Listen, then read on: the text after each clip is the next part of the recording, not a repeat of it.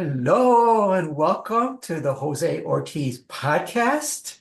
Today, Bookworm, I am very excited and happy to have Wanda Vargas with us today. Say hello, Wanda. Hi, Jose. Thank you so much for having me today. How are you? Oh, I'm doing fantastic. Even better that you're with me today this evening. Awesome. I Awesome. have with us today the book that Wanda has written called Ignite Earth Red Giant. We'll be talking today about this book that Wanda has written for us.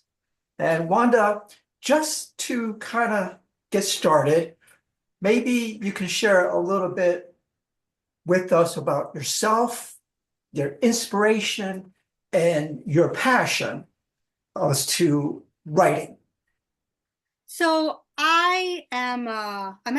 I used to be a teacher, right? I was a full-time teacher and I taught earth science. All my life, I've been very interested in earth science, dynamics of the earth, the wonders, the movement, atmosphere, and all that stuff. Fascinating stuff for me. And I just noticed that as a teacher, when I was teaching it to the students, I wanted the students to get just as excited about the earth as I was. And we got into these little tales where it started turning almost into a little sci-fi adventure. I would tell them these truths about the earth, and it's like, this is what's really happening. Wouldn't that make a cool story if we turned it into this? Wouldn't that make a cool story if we turned it into that? I kind of caught on to my own hype, and I was like, you know what? Some of this stuff would make a good story. And that's kind of where I wanted it to venture out of. So I decided I want to really try this writing stuff. And I actually realized that writing is something that I've had in me for a long time because I'm actually coming across all these little tiny stories that I've written here and there. Luckily for me, it was the old fashioned way on paper. So I still have them. And it's pretty exciting. So now I'm actually like, I'm going to do this. I'm going to dive into writing. This is where my passion is.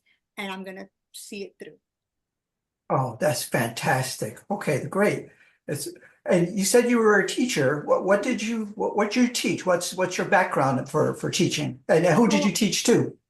I taught high school earth science. So basically, in New York City, you have to prepare the students for what's called an earth science regents exam.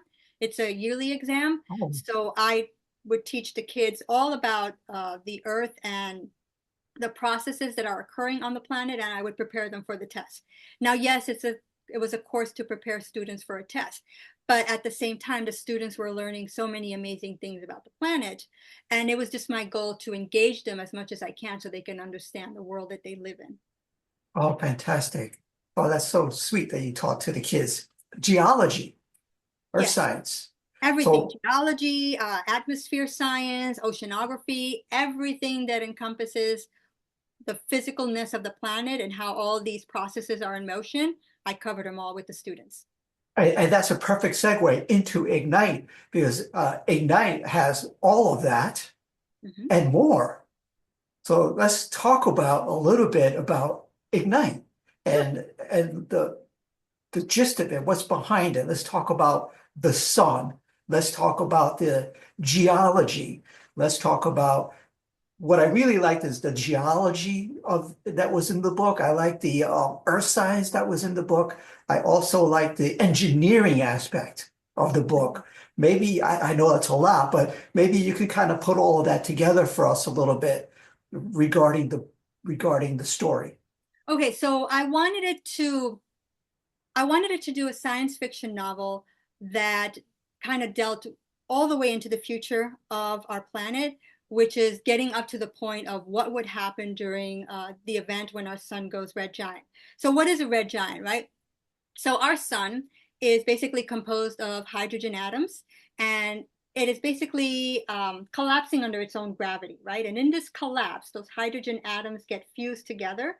That is how we get our energy. It's releasing energy while it's forming helium atoms. This is going to happen for about 5 billion years. And when the sun is all done fusing all of its hydrogen, it's going to collapse even further and it's going to start fusing that helium element. So much energy is going to be released that our sun is going to expand into a red giant. This is where I wanted my novel to take place, on the eve of this expansion. What are we going to do? How is the planet going to survive? So when you kind of look at today's science fiction doomsday kind of novels, the premise always seems to be, let's put all the Earth inhabitants on a ship, let's escape, let's see if we can go colonize another planet. I wanted to do a little different twist. My twist was, what if we can actually save the planet in this process? What would be the steps to do this? Right? So it would be an incredibly audacious plan, which is what I have in my book. Now, this plan that I also included in my book, which is the engineering part that you mentioned, it's a part where you're kind of dealing with this physical science that can be good for the planet, but in reality, sometimes physical science can be a little bit harmful to the planet as well. So you kind of have this pull between, we want to save the planet with the physical science part, but other people are like, well, you're going to hurt the planet. So that's kind of like where the book starts off on. You have the threat of the sun going red giant, and then you have these two factions that are kind of like fighting at odds with each other, because one wants to protect the planet with engineering, and the other one kind of like feels like the engineering is going to damage the planet. Oh, that's perfect. That's where I wanted to go next, was to talk about a couple of things here. One is the actual factions, because as I'm reading the book, I actually saw both sides, the naturalists who don't want change. And then it's like, okay, maybe sometimes it's good to change. And I'm kind of like seeing both sides. I'm like, okay, which way am I going to lean here? Which way am I going to lean here? Tell us a little bit about the factions in the book, and what the perspectives were in those factions. Okay, absolutely. So the two factions that I created in the book, basically they mirror today's age, right? In today's age, we have many marvels, we have many wonders, that are man-made, that are actually also against the health of the planet, right? I'm going to give you an example. I don't want to see any more oil spills on the planet, right? They're incredibly harmful to our ocean. They're harmful to the sea life that lives in this area. But at the same time, I do want the oil to exist, because yes, I want to get in a car and I want to visit all around. I want to get in an airplane and I want to visit the other side of the world. So it's a little bit horrible to live in this day and age when you have these two things, right? So we got the same thing, or I should say, I put the same thing in the factions. You have people that are going to use technology and they can use it for the good of the planet, but then there are other people in my book that also feel like this same technology is going to hurt the planet. I didn't want either of them to be right. I didn't want either of them to be wrong. I wanted them to clash, because it's kind of like me, what I feel, torn. So I took that torn feeling that I have, that one of technology is good, technology is bad, and I personified them. And I kept them bumping heads throughout the book. Now, because I have them bumping heads and I'm not creating one that's evil or one that's good, I kind of needed a third protagonist to get in there and stir things up and to kind of like cause trouble for both of them, which is why I needed to create a villain to kind of attack both sides, because I did not want either side to be the villain in the story. They're just point of views that are both truths. All right. And with that, with the factions, let's talk a little bit about some of the relationships that you put into the story. And maybe you could share that with us, and maybe you can share with us a character that you connect with, if any. So, you got the science fiction part of the novel, which is wonderful, but at the heart of every story, it's people and what people are doing, and basically what the people are going through. So I put a lot of there are a lot of emotions of what people are going through, that kind of like this whole threat of the sun going red giant is bringing out. You have a lot of people that are facing betrayal. You have a lot of people that are going through confusion. You have a lot of people that are in belief of themselves and they have honor in what they're doing, and others that are grieving in the story. I can pick one character she's one of the main characters. Her name is Risha. She is an officer, and she's part of the Ignite program that monitors these fused rockets into the planet that are built to specifically help the planet to move from its orbit. She is a very proudful person. She believes in the project. and she wholeheartedly wants to protect it. She's also a person that kind of got betrayed because a person that was against the project kind of used her to get in there to cause a little bit of damage. And so she's a person who felt like she was protecting the project, but in her own vulnerability, she allowed someone to come in to actually damage the whole thing up. So that's part of the where the story is also going and how things kind of get going. So there's a lot of individual struggles that I wanted my characters to face because it's everyday struggles that people face, especially when you're kind of going through this good and evil. Is there really such a thing when you have, such a topic? And how these people go through these emotions as they're trying to fix the situation. Oh, that's good. I'm glad that you shared that with us. I want to backtrack a little bit regarding the sun, because that just really intrigues me. And as far as the sun goes, when did this approximately, in your opinion, or maybe scientifically, is going to happen with the collapse of the sun? Sure. So I had mentioned that the sun is going to expand into the red giant, right? So that once it gets to that part, the events that continue realistically are still quite interesting. So that expansion is actually going to wipe out Mercury and Venus, and the the length, or should I say the actual diameter of that expansion, may reach to where Earth is. That process is going to take probably, once the sun is in the red giant phase, it's going to probably be another 5 billion years. I mean, this is definitely a lengthy process Oh, okay. that it's going through. Um, but once that happens, and it's actually gone through all the energy that it can as a red giant phase, it's then going to pretty much like release that energy shell that is the red giant, and then it's going to contract back into a white dwarf. Now, our sun is not big enough to go nova, so once it goes into the white dwarf, it's going to fuse whatever remaining energy that it has. And once it's gotten rid of all of that energy, it basically just turns into a black dwarf, which is basically a dead rock in space. So that is the future of our sun. I used to tell this to the students, and they always had a little bit of a panic attack on their Well, face. yeah, that's what I was getting. Yeah, I was getting that right now.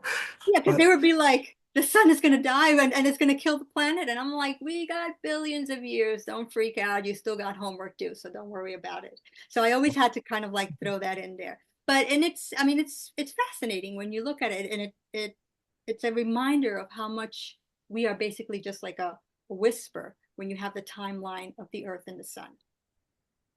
with that, when I started to read the book, I certainly suspended my animation, and and I was skeptical regarding this plot, where it was just like, oh my goodness, can she really make this happen? Can Wanda really make me believe that this was possible? And the way you wrote it, I just kept going deeper and deeper because you were able to, in my opinion, put together the engineering behind it, the science fiction, the fantasy, all those things you were able to put together. And like you said, it's always about going somewhere else. And I thought, what a wonderful perspective and concept to write about the actual moving of the planet. I mean, I was just blown away by this, and I bought into it, and I really, truly enjoyed this book. Thank you. Thank you. So what I did was I kept to a um, a side of the science fiction a category, which is hard science, right? So when you create a hard science book, you're basically keeping to the scientific accuracy with regards to technology and natural laws. So the technology that I used and the movement behind the planet are all very real things.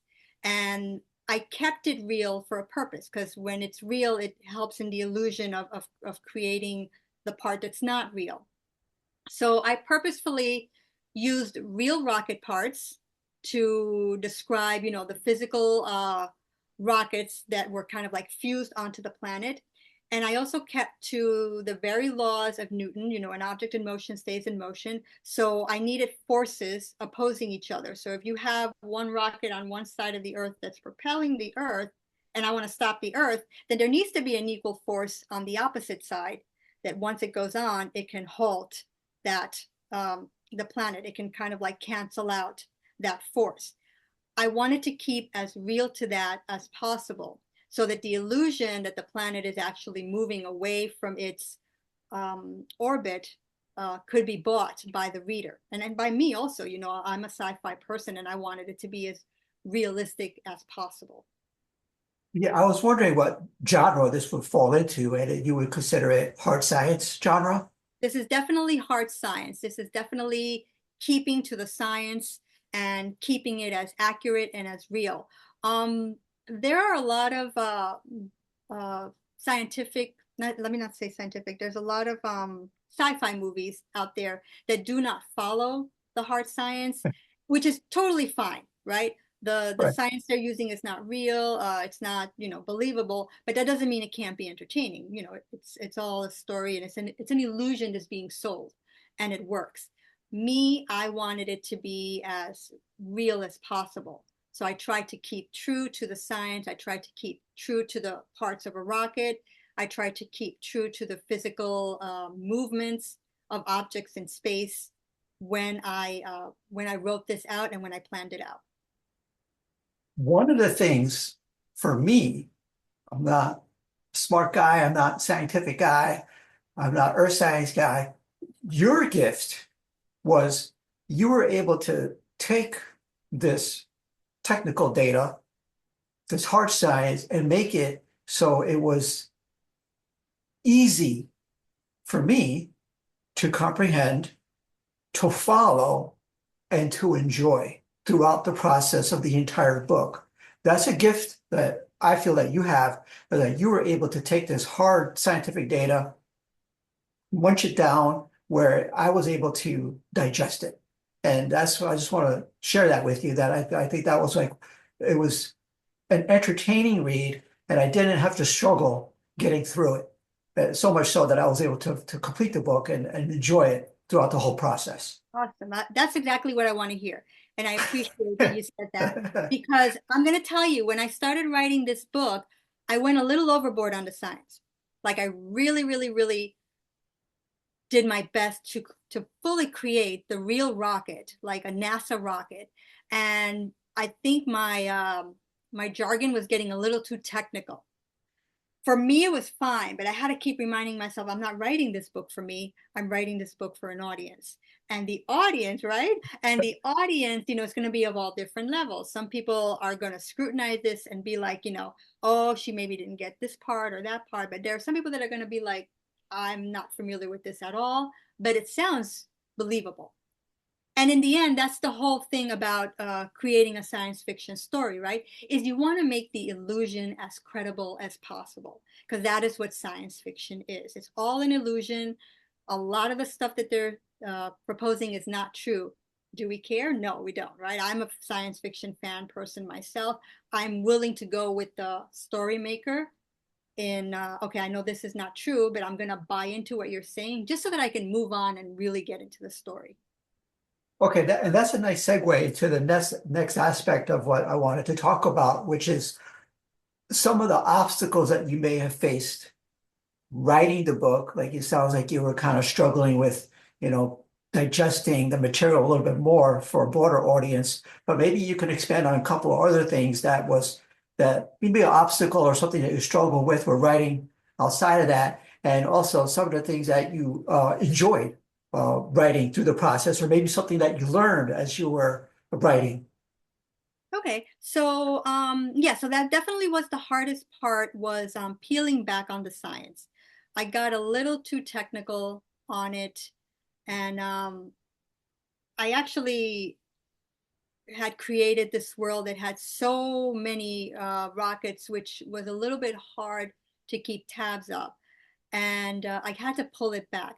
When you actually look at the science fiction movies, the ones that we love, like Star Wars and Star Trek and all that, the science that they use, is basically in its simplest form. They don't really go technical on it. And that's where I needed to go when I was writing my story. So I decided, let me pull back a bit on this because I think taking away from so much technicality on it is going to make the story less stressful, even for me. And it's going to make it more enjoyable. Because in the end, as much as you want the science to be agreeable with people and to help propel the story, it's still a story about human beings. So I didn't want the science to overwhelm what the characters were going through, the struggles of the characters, the fight that they were getting into, and how they were overcoming the challenges that they had. So that's another challenge that an author can have is, science fiction is great, especially when you create the science fiction world. But remember, you're populating this world, and that's your real focus. It's not the fact that a rocket has, 100 movable parts. It's the fact that people are concerned about this rocket and they're doing everything they can to protect it. That's good. I want to talk about an aspect of the book that I found interesting, and that was the animals. And I was going to ask you a little bit, if you wanted to share, if you can, about the dolphins. Because that I love dolphins and how you were able to add the dolphins into the story was nice. Thanks, But thanks. can you share a little bit about the Sure. specifically the dolphins and how they had to survive in this new Um, age?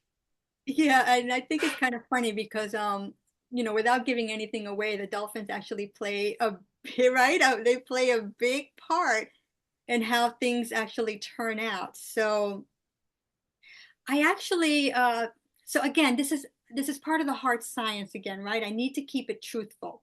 So the reality is that if our sun is already started in the process of turning into a red giant, that means that at some point it already would have expanded.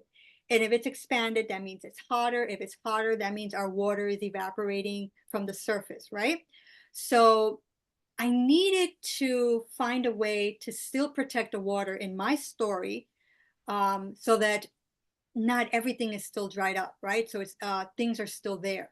So I was able to create this world where the water was kind of like brought underground, the oceans pretty much drained out to go further into the crust of the earth to be able to protect it against this sun that has expanded in somewhat and can start evaporating the water. So with the water being able to be protected in my story, any of the wildlife that would be in there means it would be protected as well.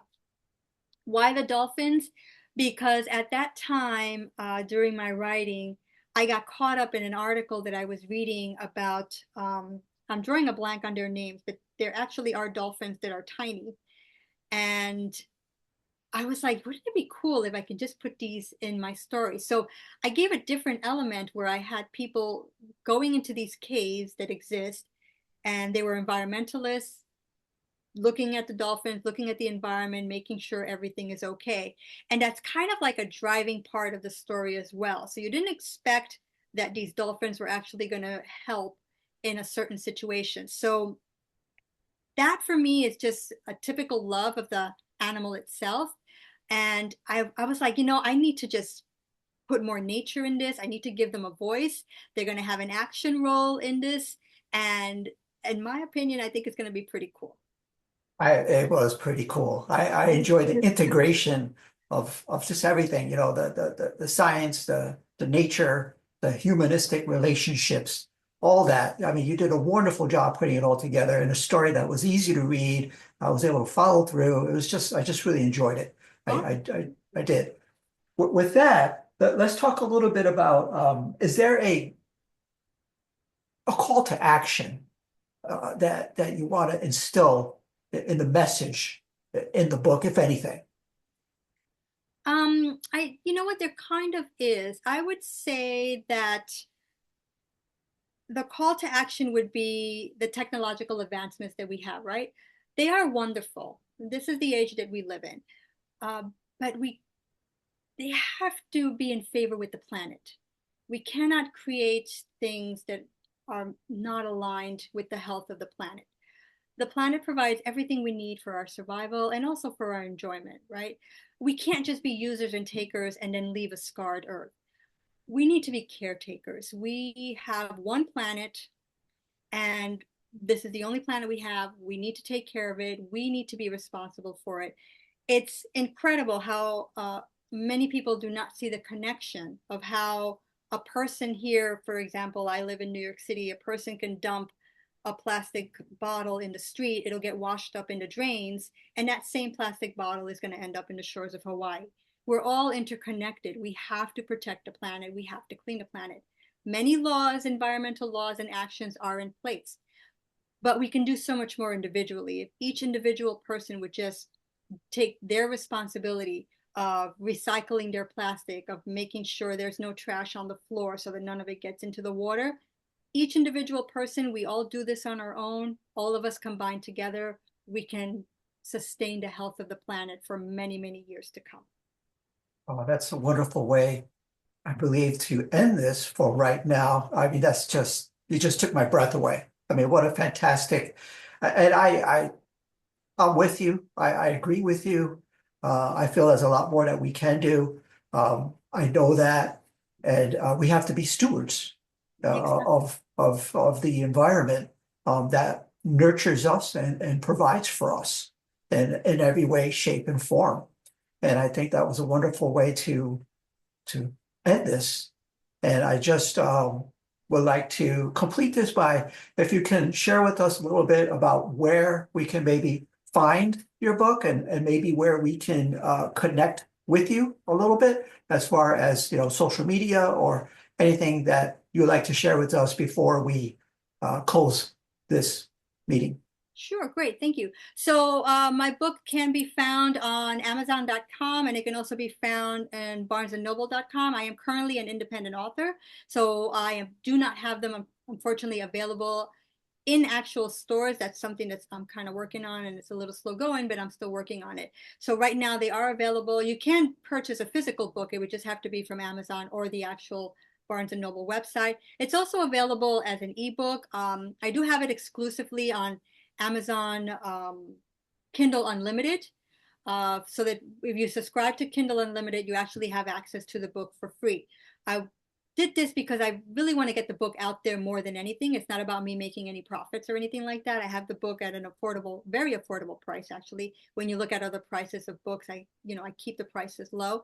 So you have that. And I can also you can also follow me either through Threads or Blue Sky. I have my own website, all under the same tag of Wanda Vargas author. If you follow my website, you can keep tabs on me on any future projects. I have a second book that's out. You can learn more about that. I'm currently in my third book, writing it out. So hopefully I'll be able to have that done by the end of spring. And I already know what my fourth book is going to be. I'm ready to jump into that one. And I have tons of stories to go. So I'm going nowhere. I'm sticking around. Oh, that's great. I look forward to continuing these podcasts with you regarding your other books. And I'm just really excited about what's coming down, what's The other coming. books are going to be fun too, Jose. I'm kind of looking forward to our next podcast because that's going to be a lot of fun to talk about. Oh yeah, I can't wait for that. Yes, We'll definitely set that up. And yes. with that being said, I think that's it. Do you have any final words at all that you wanted to share? I would like to just say that, my writing career was a leap of faith. And I actually left the school system to do this, to focus with writing as a primary career. And, this was a shelf dream that I had. And I decided I need to take it off the shelf and I need to actually do something with it. So I would encourage everybody that has shelf dreams, get them off the shelf, dust them up, and do them. You got one life, one chance. And I think the most tragic thing is for your dreams to remain on the shelf. Give them a chance. Give them a fighting chance. You're the only one that can breathe life into them, and nothing is stopping you from doing that. So I hope everybody really goes into their passion and that they really, really do what they can with their passion. So I thank you, Jose, for having me on, and I hope that you continue with your passion as well. Oh, thank you. Thank you so much. I look forward to seeing you again, Wanda. I look forward to talking with you again. Thank you so Okay, much. bye. Bye bye.